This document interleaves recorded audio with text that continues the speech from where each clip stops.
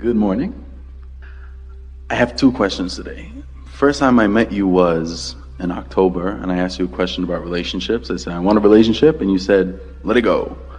And then you said, wake up in the morning and stay with that 17 seconds and feel great and everything. And I did that, and so many things changed and had a lot of fun and stuff like that.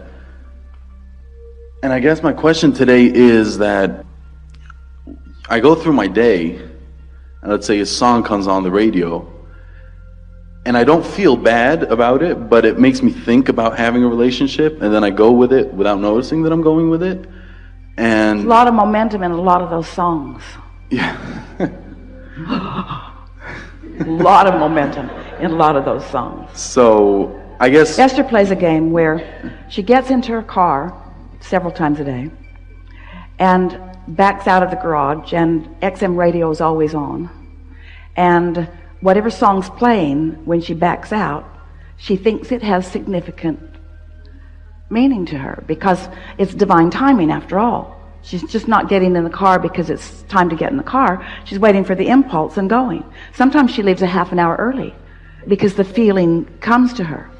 Just a little aside here, because we want to talk about this divine timing, because it's part of what's coming next. So we're really good about timing because we have overview. As many of you know, Jerry made his transition a few years ago.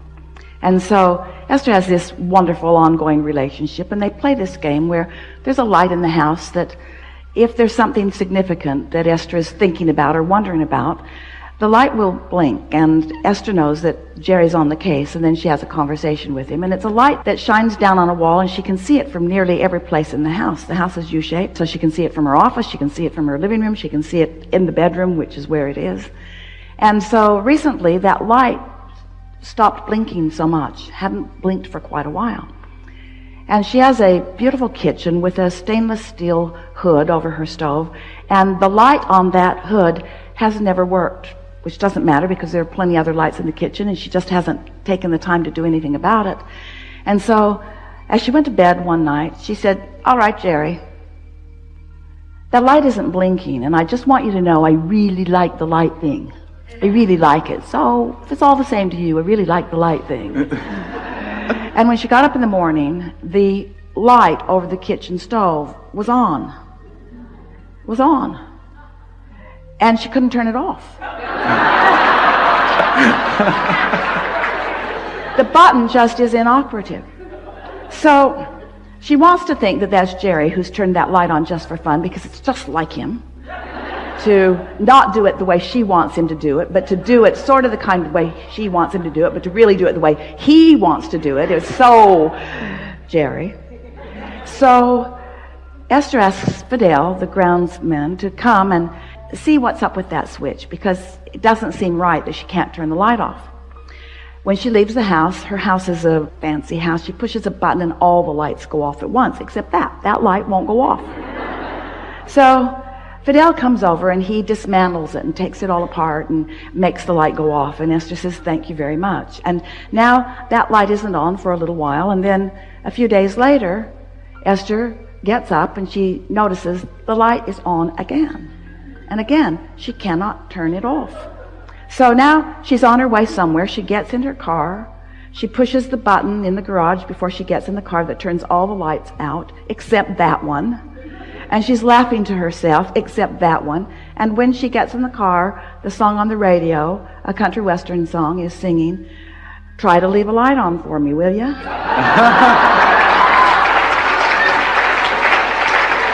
Those are the words. Those are the words. Now, so many people just want to call these things coincidence. We want you to understand that there is divine timing going on in your experience all day, every day. You just got to create the atmosphere. That's what Esther is saying to her friend the other day. Our work, singularly, it's not our work to find the path. It's not your work to find the relationship. It's not your work to figure it out. It's not your work to fill in the grid. It's your work, your singular work, to prepare a vibrational atmosphere around yourself so that you are the realizer of the impulses that will put you on the path.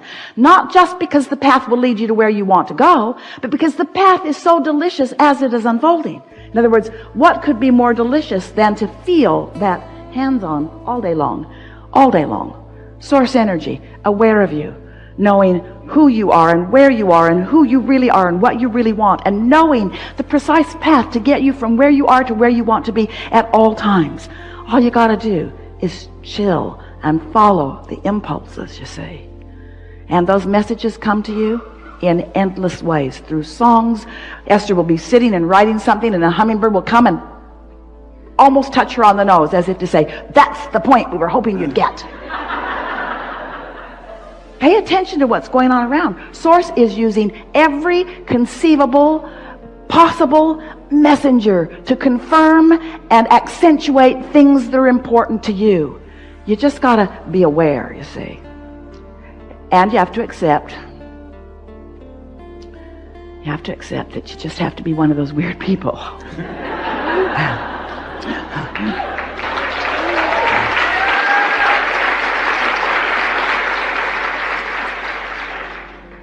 So just follow the signs? Follow the signs, yes. But just before that, prepare yourself to be aware of the signs. That really is the work. You can't be mad and follow the sign to where we want to be. It's that unconditional thing. It doesn't matter how long it takes, you know it's coming. Just find some feeling. Try to find some touchstone, like Esther did with the video. Something that you remember, some moment in time, some moment when you felt unconditional. And by unconditional, we mean singular. We mean unconditional. We mean nothing necessary, no condition necessary to produce the feeling. It's just the feeling. It's what meditation will do for you. Meditation puts you in a place of unconditional love. If you can get your mind clear, that's what happens. You just get into that vibration where there's no condition that is contradicting your vibration, and then you're in that place of unconditional love. But you got to play with it just a little bit, and don't get freaky about it, and don't worry about it. Just try it a little bit and watch the results, and try it a little bit and watch the results, until before very long you will begin feeling yourself in this divine timing. Yesterday, as Esther was traveling here, when she got to the baggage carousel, the light began blinking in the moment that they walked to it, instead of the usual 20 minutes or so wait. And the driver who had come to pick them up said, perfect timing. And Esther thought, that's about the 4th time today somebody has actually said the words, perfect timing. She was on the airplane.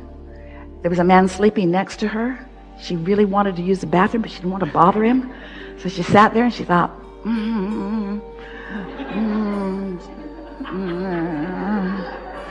And then he woke up after her second loud sneeze.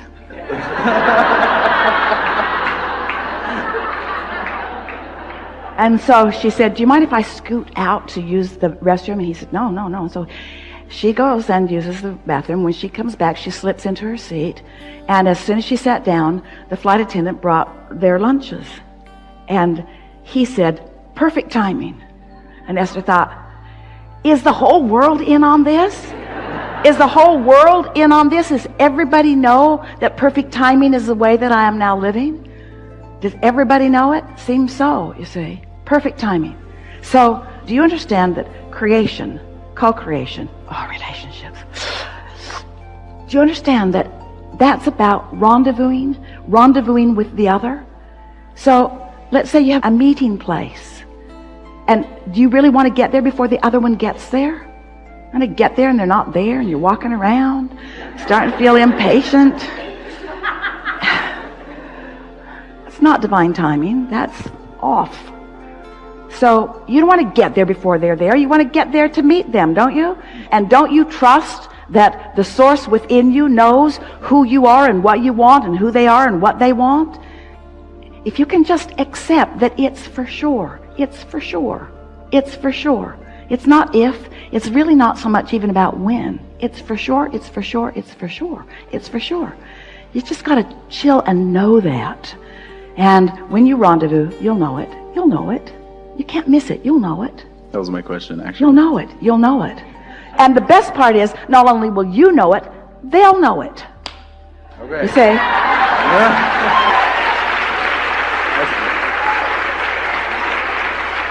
What good is divine timing if the wrong person shows up? That's not going to happen. That's not going to happen. It'll be divine timing, and you'll know it. You will both know it. No game playing. No, I don't know. I'm not so sure. I got here. Give me your resume. I'll check you out. Not any of that. You'll know it. You'll know it. Really good.